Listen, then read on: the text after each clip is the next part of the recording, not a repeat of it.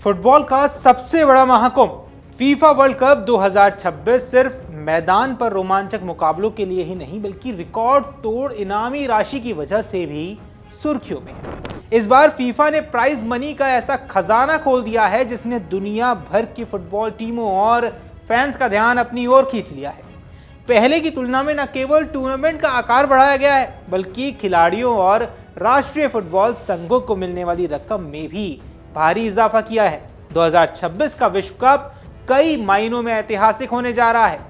पहली बार 48 टीमें इस टूर्नामेंट में हिस्सा ले रही हैं। अमेरिका, कनाडा और मेक्सिको संयुक्त रूप से इसकी मेजबानी कर रहा है।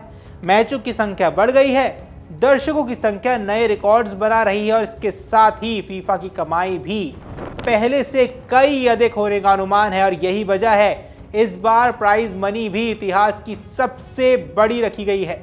नमस्कार, आप देख रहे हैं अमर उजाला। मैं हूं आपके साथ साहिल सुयाल और इस वीडियो में हम आपको बताएंगे आखिर कितना है फीफा का प्राइज मनी। दरअसल फीफा ने इस विश्व कप के लिए कुल $871 मिलियन का प्राइज पूल तय किया है। अब भारतीय मुद्रा में इसकी कीमत लगभग 7,000 करोड़ रुपए से ज्यादा बैठती है। ये राशि सिर्फ चैंपियन टीम तक नहीं होगी बल्कि टूर्नामेंट में हिस्सा लेने वाली सभी 48 टीमों के बीच अलग अलग चरणों के आधार पर वितरित की जाएगी। अगर सबसे बड़ी रकम की बात करें तो विश्व कप जीतने वाली टीम को करीब $50 मिलियन यानी लगभग 430 करोड़ रुपए मिलने वाले हैं। ये राशि किसी भी फुटबॉल विश्व कप के इतिहास में विजेता को मिलने वाली सबसे बड़ी इनामी रकम मानी जा रही है। हालांकि ये पैसा सीधे खिलाड़ियों के खाते में नहीं जाता है बल्कि संबंधित देश की फुटबॉल फेडरेशन को मिलता है। इसके बाद हर देश अपनी नीति के अनुसार खिलाड़ियों, कोचिंग स्टाफ और अन्य अधिकारियों के बीच राशि का वितरण करता है।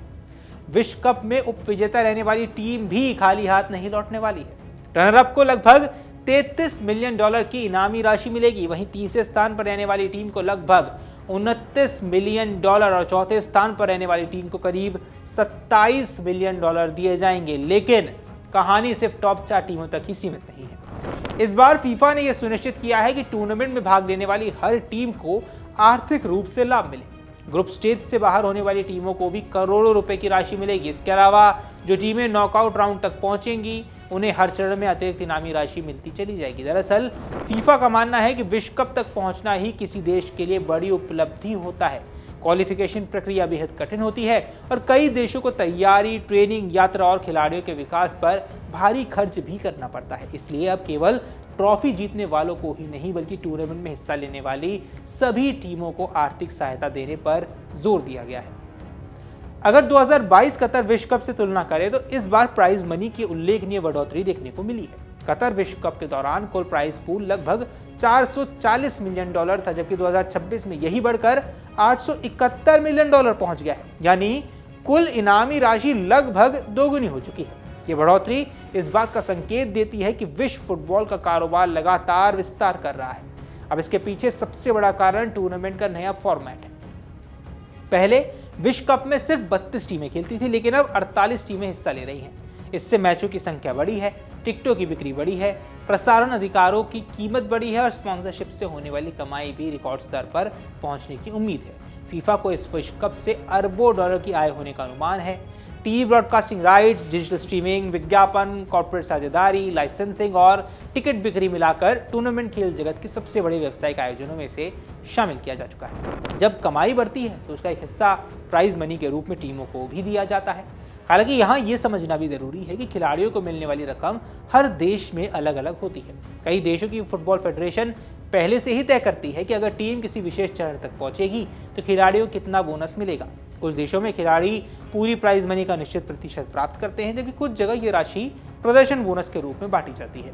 विश्व कप की इनामी राशि का असर सिर्फ खिलाड़ियों तक सीमित नहीं रहता है। कई छोटे देशों की फुटबॉल फेडरेशन इस रकम का इस्तेमाल युवा खिलाड़ियों के विकास, नए स्टेडियम्स बनाने, ट्रेनिंग सेंटर तैयार करने और घरेलू फुटबॉल लीग को मजबूत करने में करती है। यही कारण है कि विश्व कप में भाग लेना आर्थिक रूप से भी बेहद महत्वपूर्ण माना जाता है। 2026 विश्व कप कई रिकॉर्ड्स बनाने के लिए तैयार था। अभी पहली बार हुआ जब 3 देशों ने एक साथ विश्व कप आयोजित किया। पहली बार 48 टीमें मैदान में उतरी। मैचों की संख्या 100 से ज्यादा रही और करोड़ों दर्शकों ने दुनिया भर से इन मुकाबलों को देखा। ऐसे में फीफा के लिए ये अब तक का सबसे बड़ा आयोजन बन चुका है। फुटबॉल विशेषज्ञों का मानना है कि आने वाले वर्षों में विश्व कप की प्राइज मनी और ज्यादा बढ़ सकती है। खेल उद्योग तेजी से व्यावसायिक हो रहे हैं और डिजिटल प्लेटफॉर्म्स के विस्तार ने इसकी कमाई को नई ऊंचाइयों पर पहुंचाया है। ऐसे में भविष्य में विश्व कप पहले से कई अधिक महंगे और भव्य होने की संभावना है। फिलहाल दुनिया की नजरें इस बात पर हैं कि आखिर कौन सी टीम इस ऐतिहासिक टूर्नामेंट की ट्रॉफी अब अपने नाम करने वाली है। अब प्राइस पूल जितना भी हो, लेकिन इतना तय है कि इस बार सिर्फ ट्रॉफी ही नहीं बल्कि करोड़ों डॉलर की इनामी राशि भी दांव पर लगी हुई है। हर गोल, हर जीत और हर नॉकआउट मुकाबला टीमों के लिए सिर्फ सम्मान का नहीं था बल्कि आर्थिक रूप से भी बेहद महत्वपूर्ण साबित हुआ। यही वजह है कि फीफा विश्व कप 2026 को केवल दुनिया के सबसे बड़ा फुटबॉल टूर्नामेंट नहीं बल्कि खेल इतिहास का सबसे बड़ा आर्थिक आयोजन भी कहा गया। करोड़ों प्रशंसकों के बीच सवाल यही रहा कि चैंपियन कौन बनेगा, बल्कि ये भी रहा कि कौन सी टीम इतिहास के सबसे बड़े प्राइज मनी जीतेगी, और अब इसका जवाब भी सबको मिल चुका है। बाकी इस पर आपकी जो कुछ भी राय है हमें कमेंट सेक्शन पर जरूर बताएं। फिलहाल से इस वीडियो में इतना ही। नमस्कार। अगर आप ये वीडियो YouTube पर देख रहे हैं तो हमारे चैनल को सब्सक्राइब कर बेल आइकन दबाएं, और Facebook पर देख रहे हैं तो हमारे पेज को लाइक करें।